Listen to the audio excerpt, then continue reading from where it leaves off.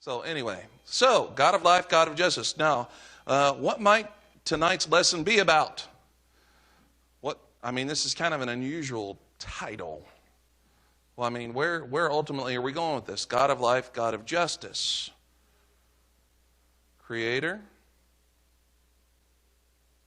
Euthanasia, abortion. Capital punishment. Interesting. What's that? Okay. All right. You guys are on the ball. So we're going to take some of these concepts that you guys have mentioned here, and we're going to flesh these out a little bit and talk about how these things impact our lives, because this is a general foundational subject that has a lot of ramifications for other things, including things we've already talked about, such as capital punishment. So the very presence of life on our planet is a marvel that too often goes unappreciated. The very presence of life on our planet is a marvel that too often goes unappreciated. In this connection, it is edifying to meditate on the more significant results of our space program. Interesting. The close-up pictures of the surface of the moon and of Mars. Well, why are these pictures significant?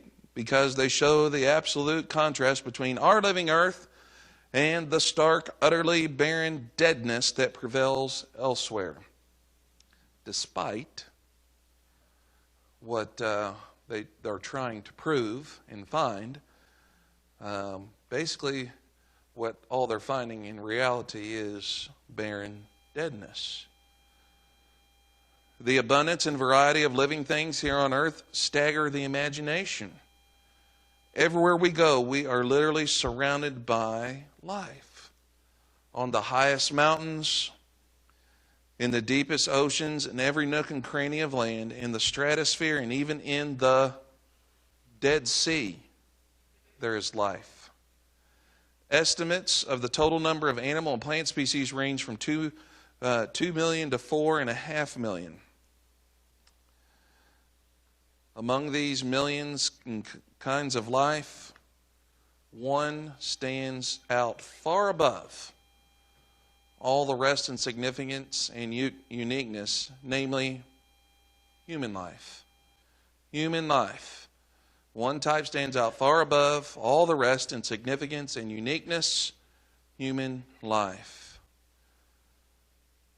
It is a phenomenon without parallel, a source of endless awe and fascination.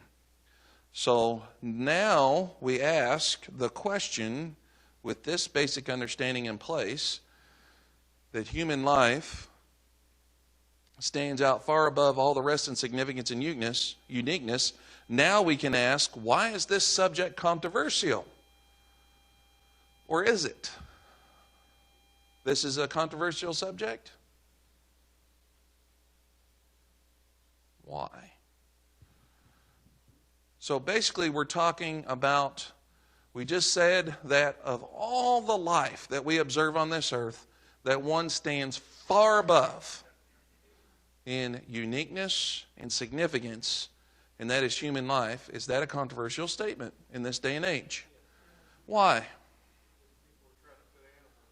Okay, so animals have equal footing. There's something out there where animals have equal footing. Is that idea out there at all? What evidence do you have of this? PETA? People for the eating of tasty animals? Okay.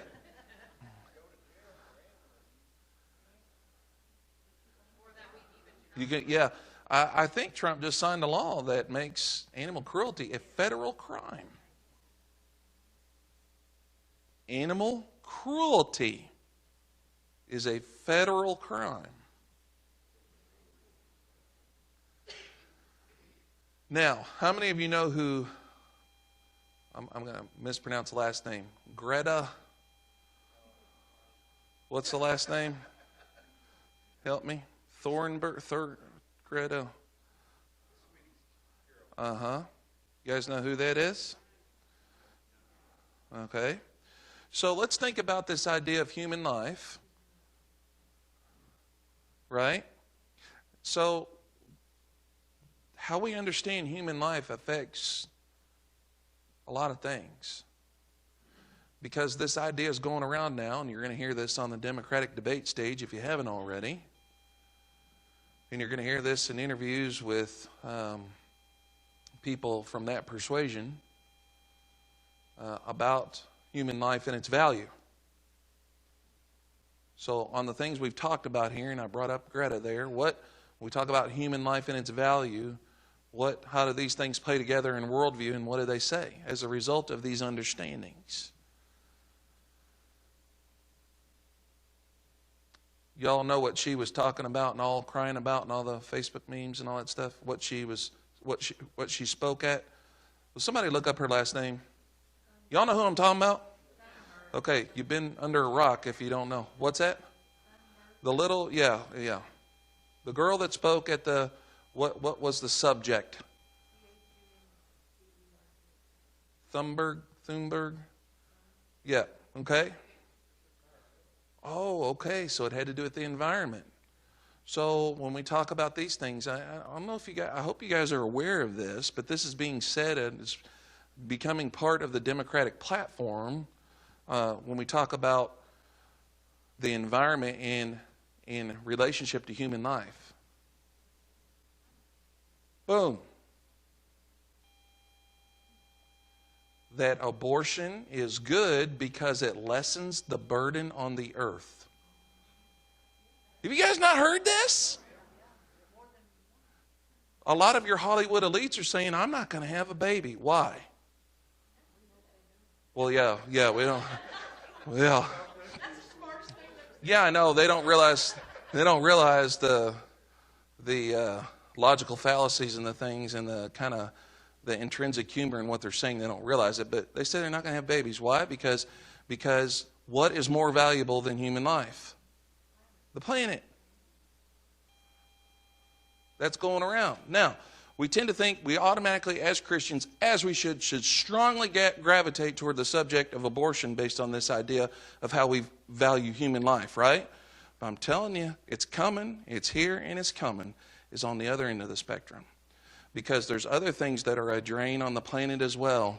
And don't take this wrong, but the view is old folks. Okay? And so what then should be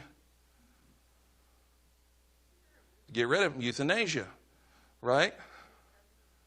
That's not kids over in another continent. That's who do what?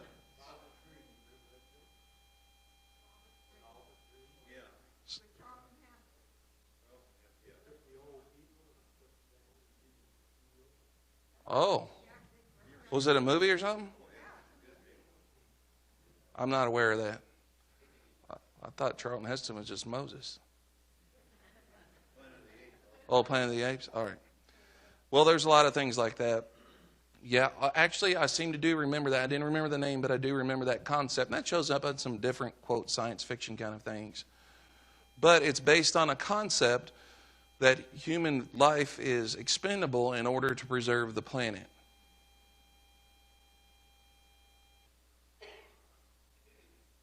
So I saw a T-shirt the other day, and it said this, had a picture of the earth on it, and it said, this is what it said. It said, I'm with her.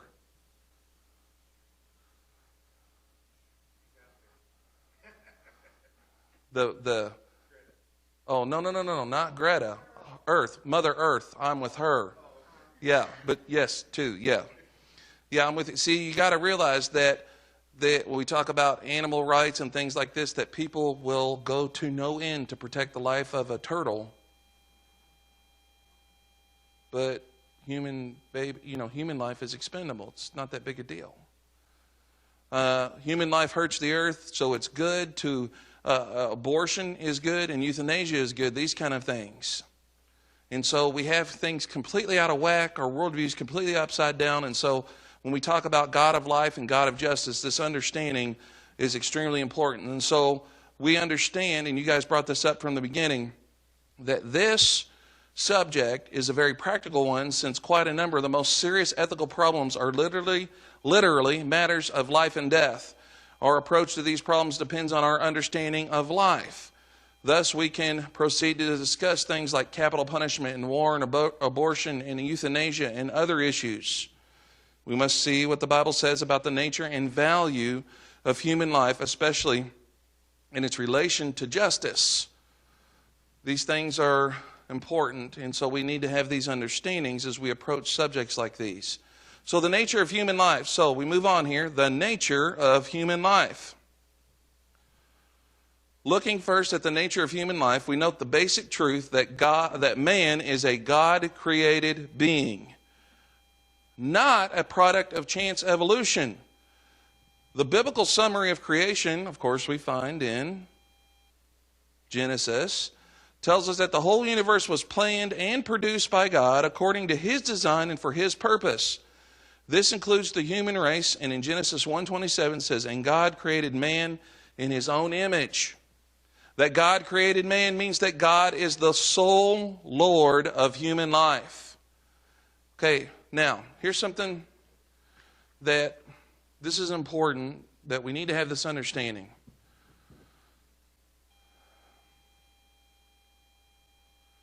When we gather together on Sunday to worship, our focus tends to head to what person of the Godhead? Jesus, right? And is that okay? Yes. Okay, now here's the question. Had Jesus never existed? Just don't. Okay. Would God still be worthy of praise? Based on what fact? He's our creator. See, we tend to think always in terms of our own time period and place, but Adam and Eve, they didn't know anything about Jesus, really. I mean, about what was coming down the road, did they? But God was still worthy of praise and thanksgiving and honor and glory and worship, because the primary and foundational way that we relate to God is that He is our creator. Everything else flows from that. Sometimes we tend to forget that. Now, why is that an important fact? What are some implications of this understanding? Okay, so our existence, purpose. See, that all humankind relates to God in the fact that He is their creator means that they're all accountable to Him. Because there's never been a person that hasn't existed that's not accountable to God as a result of creation. See, He is the Lord of life because He created it.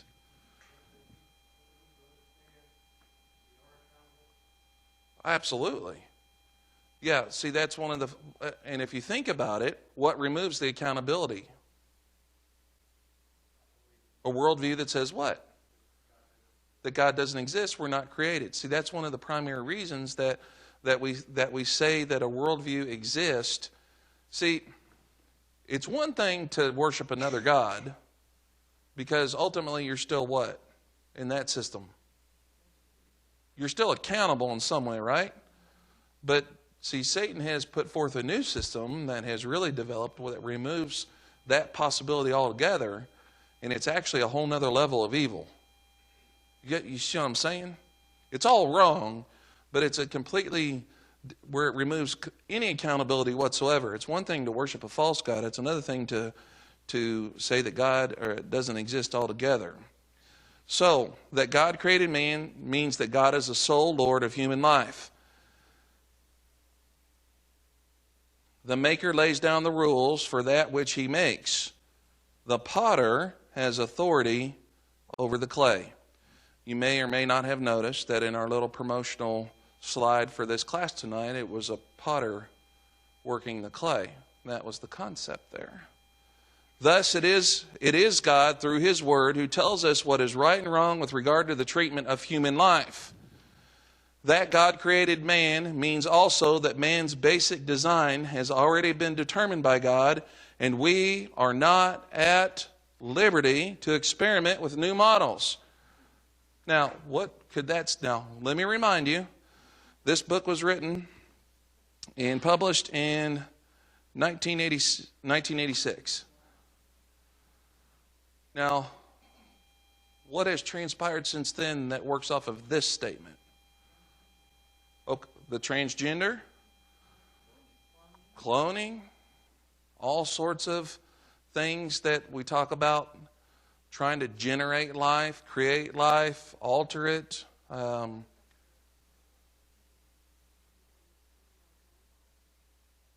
boy, yeah, that's a whole nother subject. But I mean, possibly this idea of yeah, that is actually another very interesting subject when we talk about artificial intelligence. But when we talk about altering that which God has designed, especially now as we talk about this gender fluidity, that you're gender fluid, that you can be whatever you want to be and all this kind of stuff. You guys saw the court case of the family that was battling over the child who one was trying to force with the medications and stuff like that to transition. 7 or 8 years old, and I believe the mother was trying to transition him to and was it grandpa? Dad? Yeah. It's like, absolutely not. That is tampering with God's design. That is and our understanding of life, and this, you see how this concept is foundational to these issues? That this issue comes back to this, that God is the God of life and the God of justice. We're going to continue to see how this plays out. So we're not at liberty to experiment with new models. God made us the way He wants us to be. We are not just a transient stage in the process of evolution, subject to manipulation and improvement, capable of directing our own evolution now that we have accidentally acquired intelligence.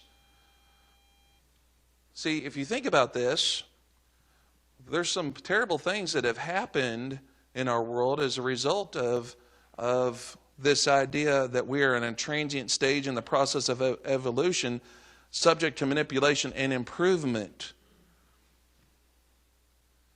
Are you guys aware of these kind of experiments that were conducted to try to breed, to manipulate through genetic things like super soldiers and things like this? I mean, you guys know this took place with the Nazis, right? They're not the only ones. They're not the only ones that they're trying to manipulate what God has designed for some evil purposes.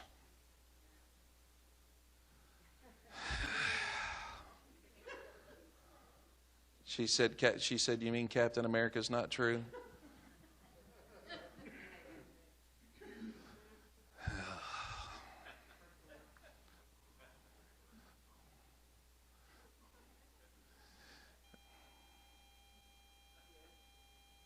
Okay. Shame on you. Now, another point about the nature of human life is that it is dual. Dual. D-U-A-L. Dual. It has two aspects. What are those aspects? Physical and spiritual. God made man's body from the common elements of the earth. Then He added the personal spirit or soul, which is qualitatively different from the material part. Thus, man has physical life, which is similar to animal life in general. He also has spiritual life, which can exist apart from the physical, but is not, hear this, but is not intended to. See, this is something I think that I know growing up in a Christian home and in church and things like this, I never connected the dots. It's that, well, you know, we're just going to be spiritual beings in heaven, right? I mean, is that a common idea that's out there? But here's the thing. Here's the thing. See, we are spirits that can exist outside of the body, but it is not intended to. Both aspects are God created, and both are necessary to the full humanness of man. The reference to man's spirit leads to another point about human life, namely that man is, as spirit, is created in God's image. After all else has been created by simple fiat or declaration, let there be, God paused in self-deliberation and said, let us make man in our image according to our likeness. This solemn declaration of intent was followed by the act. God brought into existence an earthly creature who is also spirit, and who is thus able to fellowship with divine spirit. So here's the question. In what way, fundamentally, are we made in God's image? See, that's where we have true connection with Him, is that we are made in His image in the fact that we have spirit, a soul. God is spirit Himself, and so therefore that is the connection in His image. Now that has ways that it manifests, right? So it's not so much in bodily form that we are made in His image. It's in spirit. In what ways in spirit does this play out? So if it is man's spirit, not his body, that is in God's image, the basic characteristic of spirit, this is important, is personhood. Personhood. Now, where do we goof up on this concept in our world today, even Christians? When we talk about spirit is the foundation for personhood, how does this play out in our day-to-day lives where we might misplace this idea of personhood?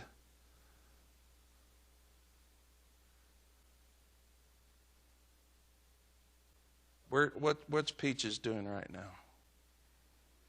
Sleeping? Well, she's just the sweetest little thing, ain't she? Darling. See, with animals, sometimes don't we ascribe personhood to animals? Now I'm pulling on the heartstrings now. Because, yeah, just about everybody in here has had some sort of connection with an animal, right? Okay, I don't want to upset you, but there is nothing that relates to personhood in that animal.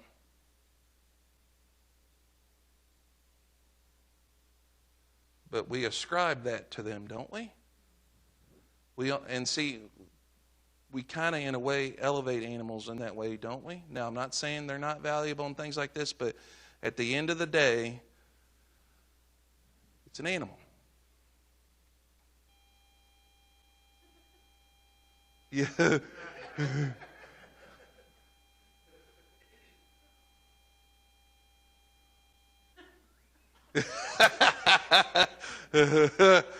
Molly's trying to jump in on a tender moment here. So if anybody needs a cat.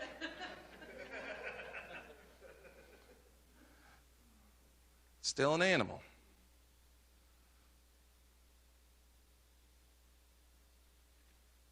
Have you ever heard that, pets, that's part of our family. That's a family member.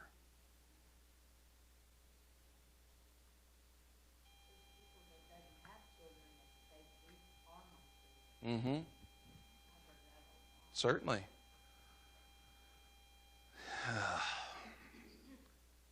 It's a little bit of a misunderstanding. Not saying that animals aren't wonderful and that God has provided us with companions and things like that. In fact, I know that there are some people that animals have been there by their side in very dark times. But they're animals. They do not have a spirit. Now, this is an important concept because the only thing that does have a spirit is mankind, and that's what separates us from everything else that is created. That's super important. Because if we allow that other thing to slip in, then we say that other things that have that if there's some sort of hierarchy there, then that's a slippery slope. So,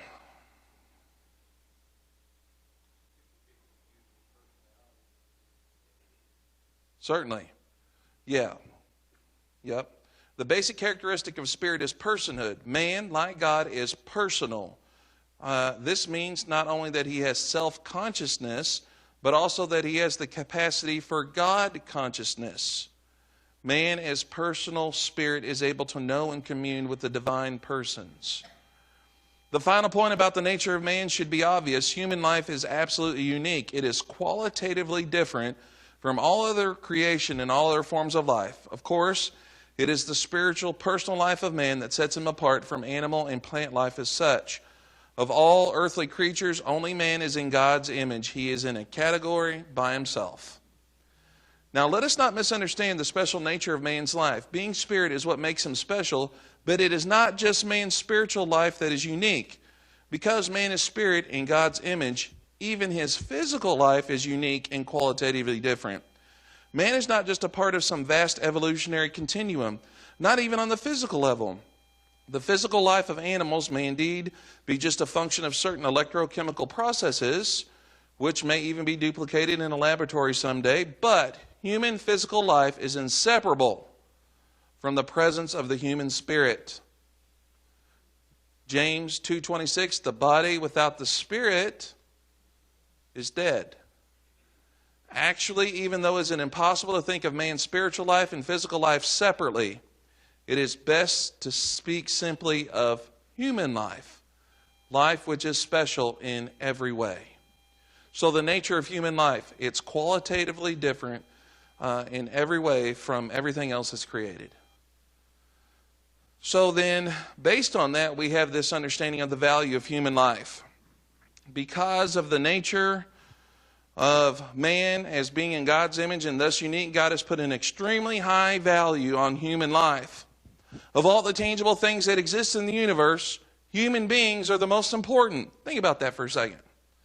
Of all the tangible things that exist in the universe, human life is the most important. What do you think about that? The true statement?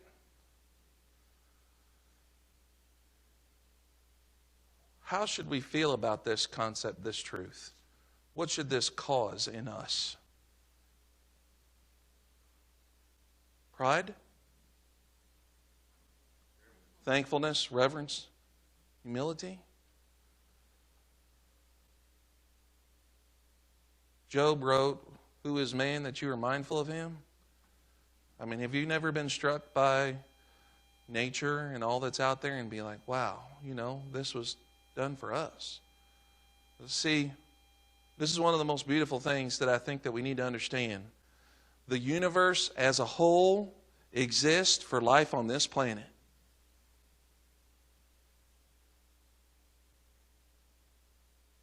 Just think about that for a minute. That's incredible.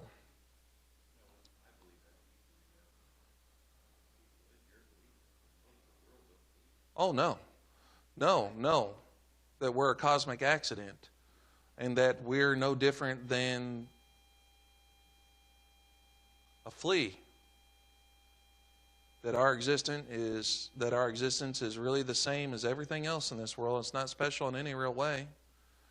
If you have that point of view.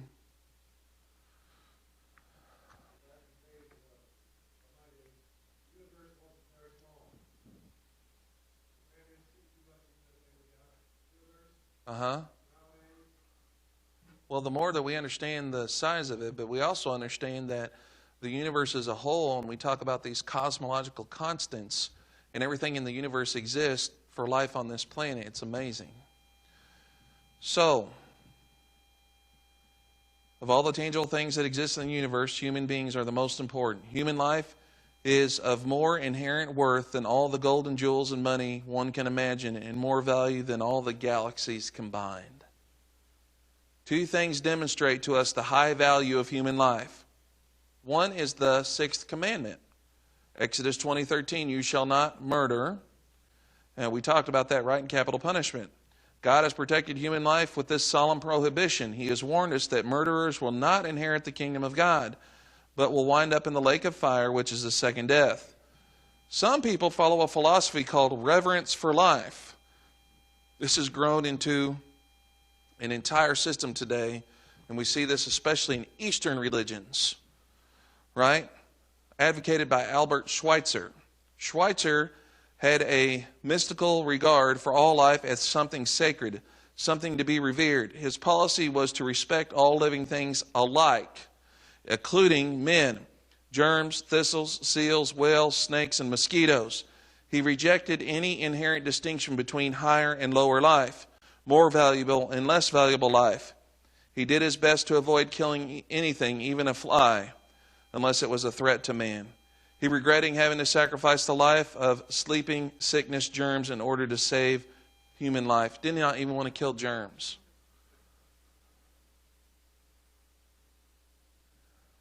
To some Christians, this may sound like a very admirable concept, and I would say that in some ways, sometimes, this is where we need to be careful when we talk about this kind of stuff. When we talk about stewardship of the planet and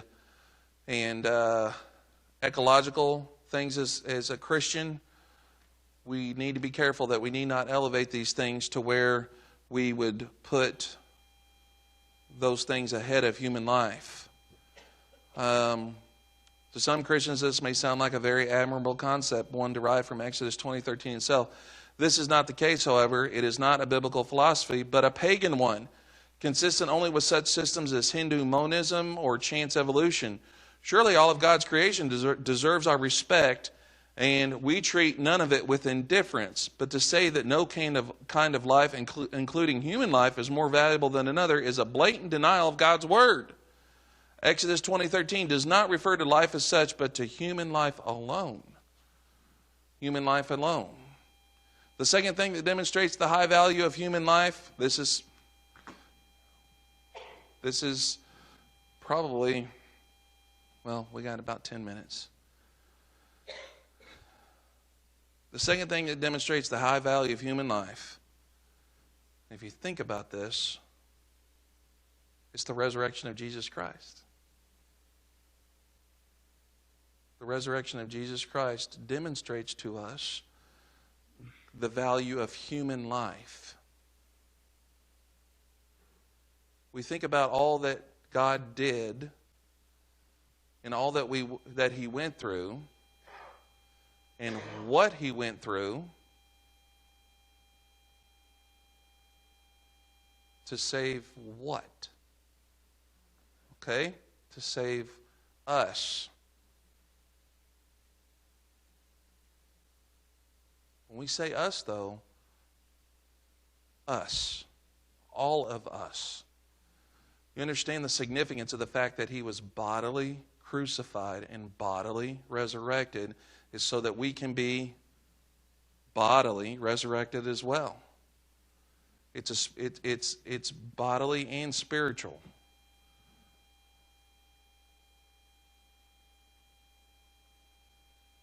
See, we think human life is just associated with our physical nature, right?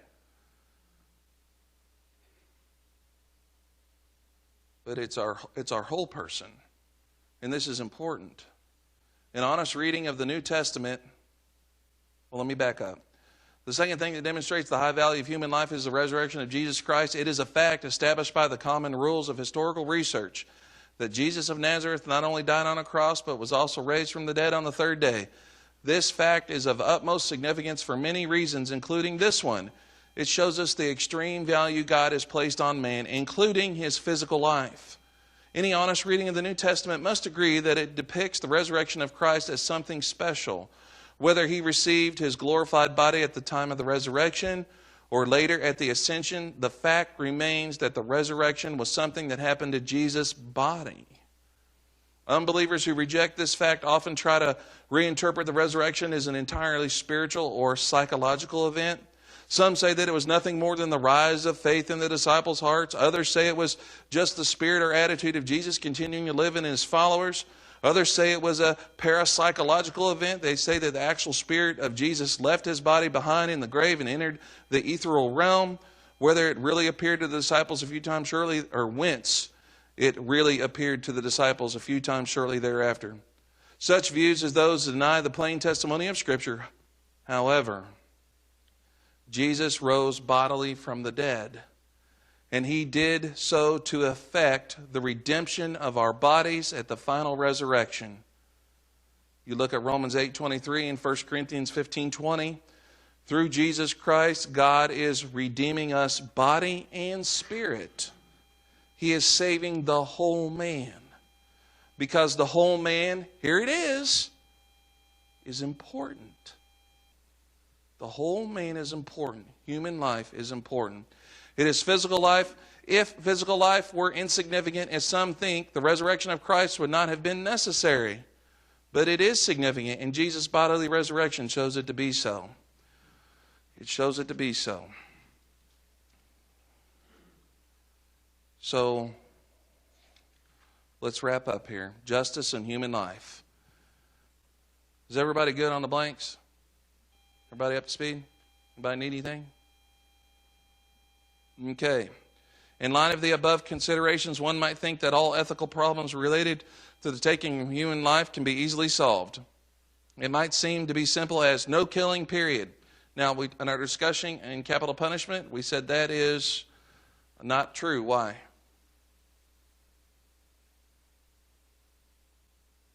Okay, I'm going to read that again. Okay? In light of the above considerations, one might think that all ethical problems related to the taking of human life can be easily solved with this statement. It might be simple. It might seem to be as simple as no killing, period.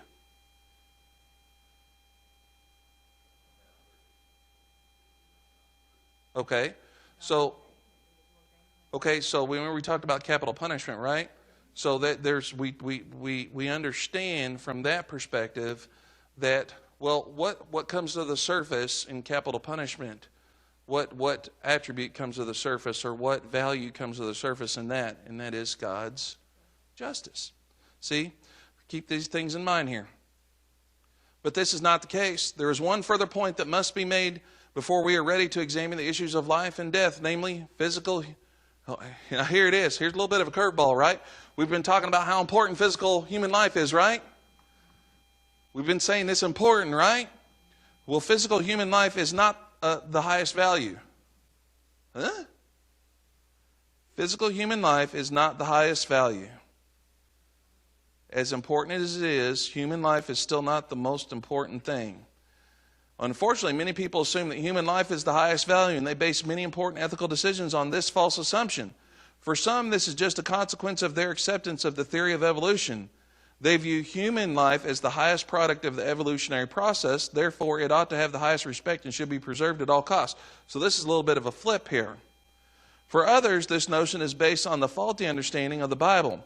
A closer reading of the Bible will reveal the fallacies of such an idea. In fact, the Bible teaches that a number of things, mostly intangible, are of greater value than human life.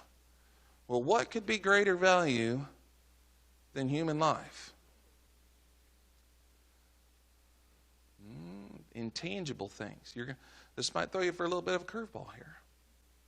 Jesus warns against absolutizing physical life when he says, someone read Matthew 10:28.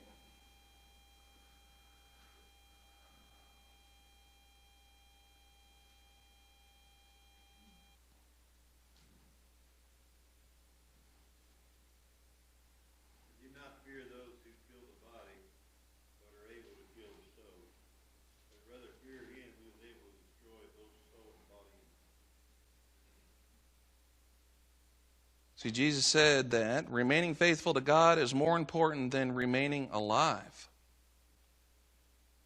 What? What other book of the Bible would really talk about it's better to remain faithful than to remain alive? Well, Paul does say to live is Christ, to die is gain, but not exactly. Revelation. See, the book of Revelation is based on what fact? Persecution that might end up in what? So what's more important than that? Remaining faithful. Remaining faithful to God is more important than... Some understand Revelation 2:10 to say the same thing. Be faithful to the end, even if you have to die. Another thing more important than life is love. What? Someone read John 15:13. Greater love has no one than this, that one lay down his life for his friends. So that seems to elevate what above human life? Love. You can also look at Romans chapter 5, 6 through 8. I've provided there for you.